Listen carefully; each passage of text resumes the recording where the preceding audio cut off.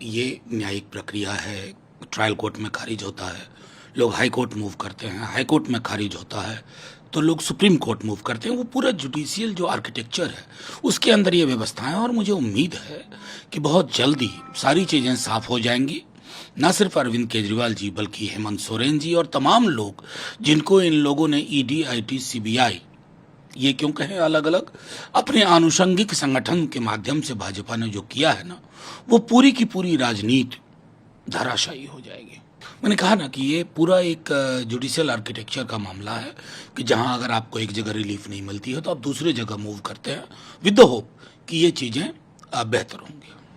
और एक तरह बनर्जी को अपनी तुलना अरविंद केजरीवाल या हेमंत सोरेन से नहीं करना चाहिए यहाँ पर। देखिए, मेरा सिर्फ मानना है कि वो चुनाव लड़ रहे हैं वहाँ, और चुनाव लड़ रहे हैं तो उनको अपना एक नैरेटिव है, लेकिन जो मेजर नैरेटिव है नेशनल लेवल पर, उसमें हम लोगों को कोई इस बात में संदेह नहीं है कि ममता जी हों, उनकी पार्टी के लोग हों, अरविंद जी हों, हेमंत जी हों, या हमारे राज्य में तेजस्वी जी और 100 की 125 की लिस्ट पता नहीं पहले चरण के बाद करेंगे या वो तैयार करके रखी हुई है कि किसी तरह इनको इसमें उलझाओ ताकि हमारे लिए चुनाव थोड़ा सा आसान हो जाए। मैं तो सीधे कहता हूँ कि प्रधानमंत्री जी को चुनाव के टाइम में खास तौर पर अजीबोगरीब सपने आने लगते हैं। लगता ही नहीं कि हमारे देश के प्रधानमंत्री हैं। चुनाव पूरी दुनिया में अलग अलग देशों में किन मुद्दों पर होता है? नौकरी, अर्थव्यवस्था, सामाजिक सौहार्द, फलाना फलाना विषयों पे। प्रधानमंत्री जी इन विषयों पर तो कभी नहीं बोलते।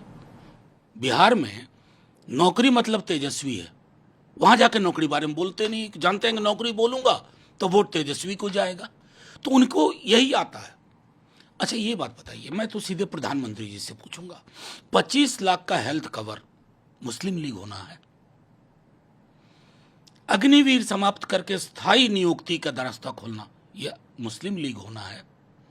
मनरेगा के में वेजेस की बढ़ोतरी, ये मुस्लिम लीग होना है?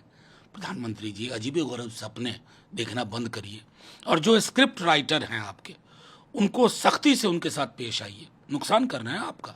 मैं अमित शाह जी गृह मंत्री हैं, क्या कहूँ, चुनाव भी है। अब मुस्लिम लीग आ गई थी, पाकिस्तान आ गया था, मुसलमान आ गया, नेहरू जी बाकी थे। अब अफसाने में नेहरू जी को भी ले आए। अरे अमित शाह जी, देश में लोकतांत्रिक व्यवस्था पैदा करने में नेहरू, गांधी, अंबेडकर, आजाद, पटेल साहब का योगदान रहा, उनके हाथ में था। आप ही की तरह निरंकुश व्यवस्था का जन्म तब हुआ होता ना, तो अमित शाह जी नहीं होते, गृह मंत्री तो कतई नहीं होते। और हाँ, रही बात लद्दाख में जमीन की, तो लगातार धरने पे और अनशन पे बैठे हुए हैं।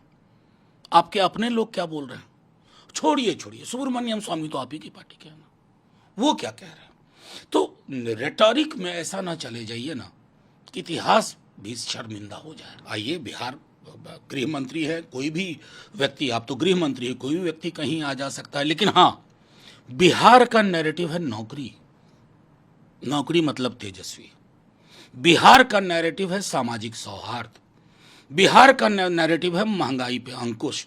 बिहार का नैरेटिव है कि रेलवे में बहालियां 14 के पहले वाले स्तर पर, यह नैरेटिव है।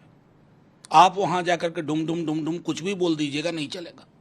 इन विषयों पर अपना पक्ष रखिए ताकि लोग तौल पाएं कि नौकरी को लेकर के ये है अमित शाह जी का कहना, बीजेपी का कहना, और ये है महागठबंधन का कहना, तौल लेंगे लोग।